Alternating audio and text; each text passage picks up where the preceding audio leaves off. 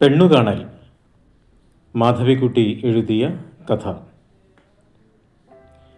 തിരുവിതാംകൂറിൽ നിന്ന് പെണ്ണ് കാണുവാൻ ഒരു ഉദ്യോഗസ്ഥൻ മാറാഞ്ചേരിക്ക് വരുന്നു എന്ന വാർത്ത സമീപവാസികളെ അതിശയിപ്പിച്ചു. പുറം നാടുകളിൽ താമസിച്ച് ഉപരിപഠനം നടത്തിയ ഒരു പച്ച പരിഷ്കാരി ഗ്രാമീണയായ ഒരു വധുവിനെ തേടി വരുന്നു. വധു സമ്പന്നഗ്രഹത്തിൻ്റെ സന്തതിയാണ്, സംശയമില്ല. കാഴ്ചയിൽ വൈരൂപ്യമില്ലതാനും. പക്ഷേ പാവറട്ടി കോളേജിൽ നിന്ന് BA പാസ്സായവളെങ്കിലും നേരെ ചൊവ്വെ ഇംഗ്ലീഷ് പറയുവാൻ ഹേമാംഗിക്ക് കഴിയില്ലല്ലോ. പഠിപ്പിക്കുന്നവരുടെ ഉച്ചാരണം പന്തിയല്ലെന്ന് നാട്ടുകാർക്കറിയാമായിരുന്നു. വിദ്യാസമ്പന്നനായ തിരുവിതാംകൂറുകാരൻ്റെ ഉദ്ദേശം എന്തായിരിക്കും? സ്ത്രീധനമാണോ?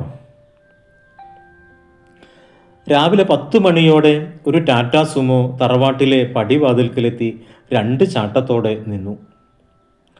കണ്ണട വെച്ച സുമുഖൻ പിന്നിലെ സീറ്റിൽ നിന്നിറങ്ങി. ശുഭ്രവസ്ത്രധാരി, കയ്യിൽ ഉപഹാരങ്ങളൊന്നുമില്ല. ജുബയുടെ കീശയിൽ ഒരു തടിച്ച പേഴ്സ് മുഴച്ചു കാണാം. തലമൊട്ടയടിച്ച ചിലർ ചെറുപയ്യന്മാർ അന്യോന്യം പറഞ്ഞു, പേഴ്സ് നിറച്ചു. നഗരവാസി മന്ദസ്മിതം തൂകി. തൻ്റെ വസ്ത്രത്തിൽ തൊടാതിരിക്കുവാൻ അയാൾ പിള്ളേരോട് ആംഗ്യം കാണിച്ചു. വീട്ടിലെ കാരണവർ ഉച്ചത്തിൽ അലറി, മാറിൻ, എവിടെന്ന് വന്നു ഈ പിള്ളേര്? സാരമില്ല, കുട്ടികളല്ലേ, ആഗതൻ പിറുപിറുത്തു. അയാളുടെ കൂടെ വന്ന സൂത്രധാരൻ തൻ്റെ സ്വതവേ വിസ്താരമുള്ള വായി തുറന്ന് ഒരു ചിരി. നാട്ടിൻപുറമല്ലേ, നിഷ്കളങ്കര എല്ലാവരും, അദ്ദേഹം പ്രസ്താവിച്ചു. അതെ അതെ, യാതൊരു കളങ്കവും ഈ ഗ്രാമത്തിലുള്ളവർക്കില്ല, ഗൃഹനാഥൻ പറഞ്ഞു. കുടിക്കുവാൻ മോര് മതി എന്ന് പറഞ്ഞ യുവാവിന് ഒരു സ്റ്റീൽ ഗ്ലാസ്സിൽ അത് സമ്മാനിച്ചത് പ്രതിശ്രുത വധു തന്നെയായിരുന്നു.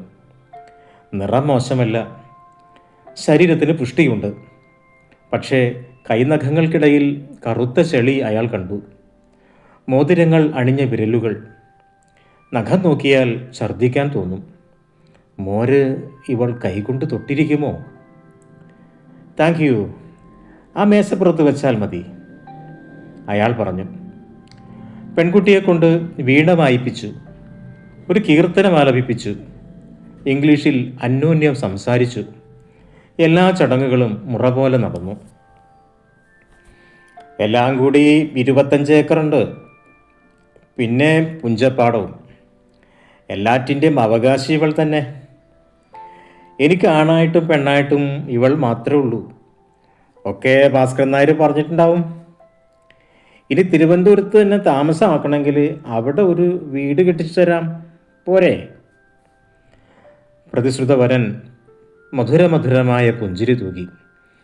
പലതവണ എല്ലാവർക്കും ചരിതാർത്ഥ്യം തോന്നി. ഊണും കഴിച്ച് വീട് വിട്ടപ്പോൾ നേരം 2:30 മണി. പെൺകുട്ടി കുളിമുറിയിൽ കടന്ന് ചുമരിൽ തൂക്കിയ കണ്ണാടിയിൽ തൻ്റെ മുഖം പരിശോധിച്ചു. കണ്ണുകൾക്ക് തിളക്കം വർദ്ധിച്ചിട്ടുണ്ടോ? കവിളുകൾ തുടുത്തിട്ടുണ്ടോ? പിറ്റേ ദിവസം ഭാസ്കരൻ നായർ വന്ന് ചുമച്ചുകൊണ്ട് പറഞ്ഞു, ഇപ്പോൾ തൽക്കാലം കല്യാണം വേണ്ടെന്നാണ് പറയണത്. പുതിയ ജോലിയിൽ പ്രവേശിച്ചിട്ടില്ലേ ഉള്ളൂ, ഇനിയത്തെ കൊല്ലം നോക്കാമെന്ന്. വീട്ടിൽ പെട്ടെന്ന് മൗനം പരന്നു. ഒരു ജോഡി കണ്ണുകൾ കലങ്ങിച്ചു വന്നു. ഒരു കൊല്ലം കഴിഞ്ഞാൽ വാക്ക് പാലിക്കുമോ? അതുവരെ കുട്ടി കാത്തിരിക്കണോ? അവൾക്ക് പിന്നെയും കുറേ ആലോചനകൾ വരുന്നുണ്ട്. വിദേശത്ത് പഠിച്ചു എന്ന് കരുതി കാണാൻ സമ്മതിച്ചതാ, കാരണവർ വെറുപുറത്തു. നല്ല ആലോചന വന്ന കല്യാണം ഉറപ്പിച്ചോളാം. തിരുവിതാംകൂറുകാരനെ അങ്ങോട്ട് മറക്കുക, ഭാസ്കരൻ നായർ തറപ്പിച്ചു പറഞ്ഞു. പെൺകുട്ടി തൻ്റെ നഖം കടിച്ചുകൊണ്ട് കരച്ചിലൊതുക്കി.